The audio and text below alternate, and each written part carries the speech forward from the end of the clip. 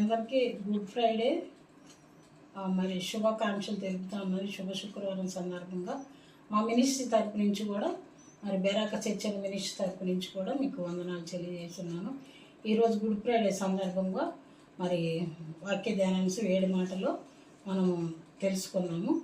చిన్న ప్రార్థన చేస్తూ స్తోత్రం నాయన మా పరిశుద్ధుల ప్రేమ నమ్మకం కలిగిన మా పరలోకపు తండ్రి, వందనాలైనా ఈ వాక్యం ద్వారా మాట్లాడమని యేసు నామములో అడిగి వేడుకుంటున్నాము పరమ తండ్రి, ఆమేన్.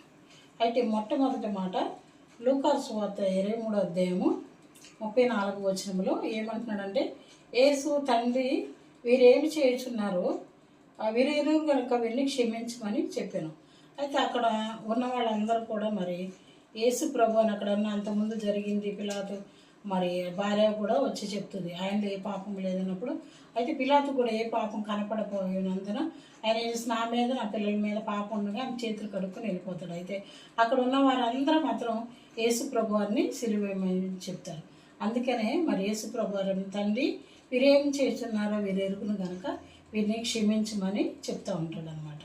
అందుకే మరి ఆయన క్షమించినప్పుడు దేవుడు వాళ్ళని ఎంత చెప్పినా కూడా కేకలు వేస్తున్నారు సిలువేమని, ఆయన దేవుడు వారిని క్షమించాడు అనమాట. అయితే రెండో మాటగా మరి లూకాసు వార్త 43వ వచనంలో, అందుకే ఆయన వానితో నేడు నీవు నాతో కూడా పరదేశంలో ఉందని నిత్యంగా నీతో చెప్పుచున్నాను అన్నాడు. అయితే మరి పైన మనం చదువుకున్నట్లయితే మరి ఈ ముగ్గురు సిలువ వేయబడతారు. యేసు ప్రభు వారు ఆయనతో పాటు ఇద్దరు దొంగలు కూడా సిలువ వేయబడతారు. అయితే మరి అక్కడ ఉన్న ఇద్దరు దొంగలు, ఒక ఆయన అయితే మరి మనకి ఇదైతే న్యాయమే కానీ తగిన ఫలం పొందుచును, కానీ ఈయన ఏమాత్రం తప్పిదం చేయలేదని చెప్పి ఒక ఆయన అంటాడు. అందుకే ఆయన ఏమంటాడంటే యేసు ప్రభు అని ఆయన చూసి నీవు నీ రాజ్యంలోకి వచ్చినప్పుడు నన్ను జ్ఞాపకం చేసుకోమని యేసు ప్రభు వారితో అడుగుతాడు. అందుకే ఆయన వానితో నీవు కూడా నిత్యముగా నాతో పరదేశంలో ఉందో నిత్యముగా అని చెప్తున్నాడు.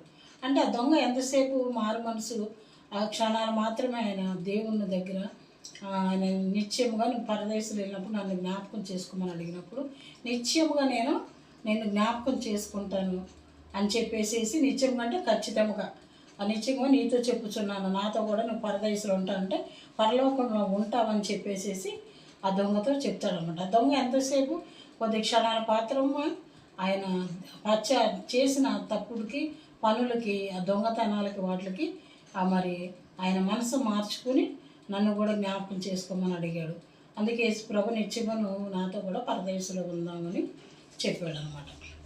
అయితే మరి మూడో మాటగా యోహాను సువార్త 19:26-27 వచనాల్లో చూసుకుందాము.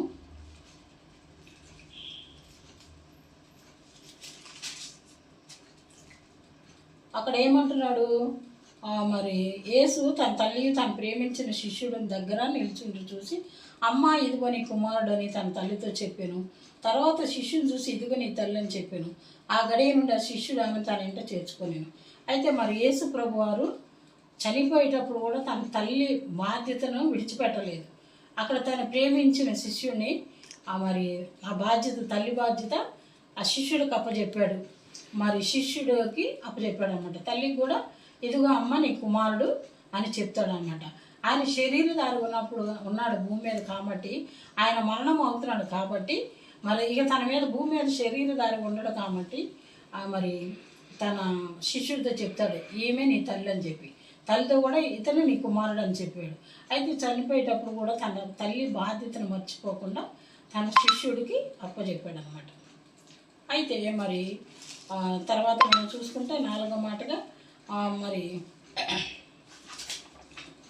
మత్తయి సువార్త 27:46లో 27:46లో ఏమంటున్నాడు, ఇంచుమించు 3 గంటలప్పుడు యేసు ఏలి ఏలి లమా సబక్తాని అని బిగ్గరగా కేక వేసిన. ఆ మాటకు నా దేవ నన్ను ఎందుకు చేయబెడుతు అని అర్థం. అయితే మరి ఆ 3 గంటల సమయంలో ఏలి ఏలి లాభా సమక్తమా అని అంటాడు. ఆ మాటకు నా దేవ నన్ను ఎందుకు చేయి విడిచదు అని అర్థం. అయితే మరి ఆయన మరి మానవాళి పాపం ఆ గిన్నెలో ఎర్రగా కనపడినప్పుడు, గిచ్చమైన తోటకి వెళ్ళినప్పుడు ఎర్రగా కనపడినప్పుడు ఆయనకి భయం అనిపిస్తుంది. భయం అనిపించి అక్కడ మరి ఆయన అంతకుముందు అడుగుతాడు, నీ చిత్తం అయితే గిన్నె నాకు తొలగించమని. కానీ మళ్ళీ ఆయన తండ్రి నీ చిత్తంగా నెరవేర్చమని అని చెప్తాడు. అందుకే నా దేవా ఆ పాపాన్ని చూసినప్పుడు భయం అనిపించినప్పుడు నా దేవా నన్ను నేను చేయి విడిచిదవని మరి తండ్రిని అడుగుతాడనమాట. అయితే మరి 5వ మాటగా యోహాను సువార్త 19:28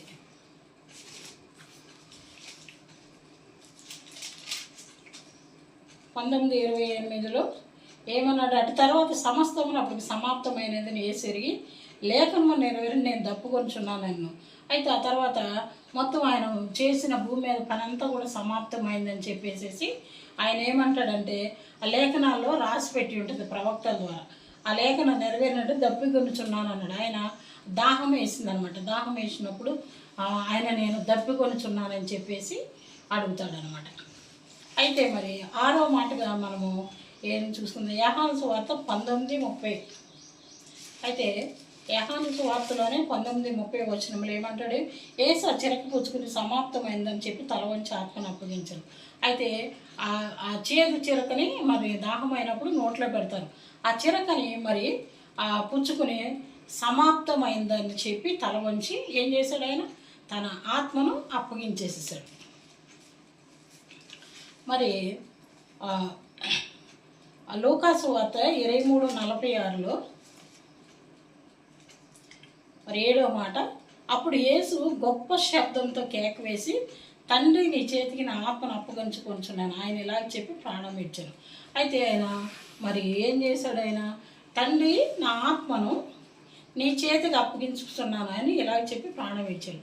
ఆయన ఆత్మను, ఎందుకంటే ఆయన ప్రాణం పోయేటప్పుడు కూడా తండ్రి మర్చిపోలేదు, తండ్రి చెప్పిన పనిని కూడా మర్చిపోలేదనమాట. తన భూమి మీదకి వచ్చి తను ఏమైతే తండ్రి ఆజ్ఞాపించాడో ఆ పనులన్నింటినీ పూర్తి చేసుకుని మానవాళి పాపం మొత్తం ఆయన వేసుకుని ఆయన మరి లోకాన్నంతటినీ పాపం నుంచి విడిపించడానికి నరవతానికి వచ్చాడు. నా ఆత్మను నీ చేతికి అప్పగించుకున్నానని చెప్పేసి ఆయన ఏం చేశాడు? ప్రాణము విడిచాడు అనమాట. అయితే మరి యేసు ప్రభు వారు 7 మాటలు మరి సమాప్తం అయిపోయినాయి. అయితే యేసు ప్రభు వారిని ఈ భూమి మీదకి ఎందుకు పంపించారంటే, యెహోవా దేవుడు యేసు ప్రభు వారి కంటే కూడా మనందరినీ ఎక్కువగా ప్రేమించాడు కాబట్టి మనందరి పాపాల నుంచి విడిపించడానికి ఆయన మన పాపాలన్నీ ఆయన మీద వేసుకుని సిలువలో ఆయన ప్రాణ త్యాగం చేయడానికి ఆయన భూలోకాన్ని పంపించాడు. అంటే యేసు ప్రభు వారి కంటే కూడా మనల్ని అందరినీ ఎక్కువగా ప్రేమించాడు. తన అద్వితీయ కుమార్ని మన కొరకు ఇయ్యడానికి కూడా ఆయన వెనుకాడలేదనమాట.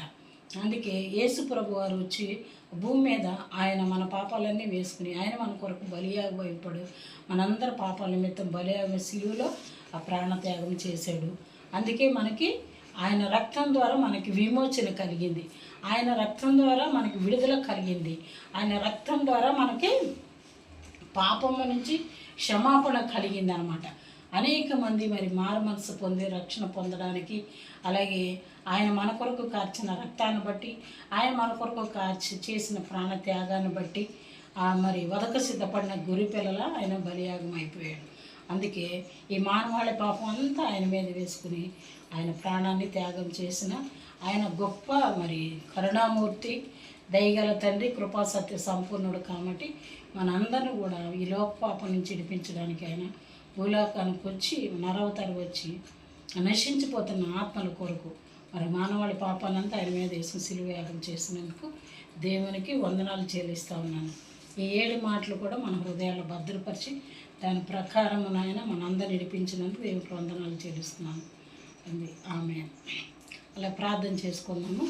అలాగే మరి ఎవరైతే రక్షణ లేక ఉన్నారో వాళ్ళందరూ రక్షింపబడాలని, అందరి కుటుంబాలు ఆస్వాదింపబడాలని, ప్రతి కుటుంబం రాకుళ్ళు ఎత్తబడే గుంపులో చేర్చబడాలని అని ప్రతి ఒక్క కుటుంబాన్ని దేవుడు మరి చెప్పాడు కదా, మీకోసం మీ పిల్లలు కూడా ఏడవండి, నా కోసం కాదని. అలాగే మన కుటుంబాలన్నీ కూడా రక్షణ పొందాలని చెప్పేసి అందరు రక్షింపబడి పరలోకంలో చేర్చబడాలని యేసు నామములో అడిగి వేడుకుంటున్నాం పరమ తండ్రి. ఆమేన్. అలాగే మేము ప్రతి నెల మరి బెరాక చర్చ్ నుంచి స్త్రీల మీటింగ్ పెడతా ఉంటాం. ఒకవేళ రావాలనుకున్న వాళ్ళు ఆ నెంబర్కి కాల్ చేయొచ్చు. అలాగే మేము మందిర స్థలం కూడా కొనాలని ఎవరెవరో ప్రేరేపణ కలిగిన వాళ్ళు కూడా మరి స్పాన్సర్ చేయొచ్చు. మీ అందరూ వందనాలు చెల్లిస్తూ ఉన్నాం.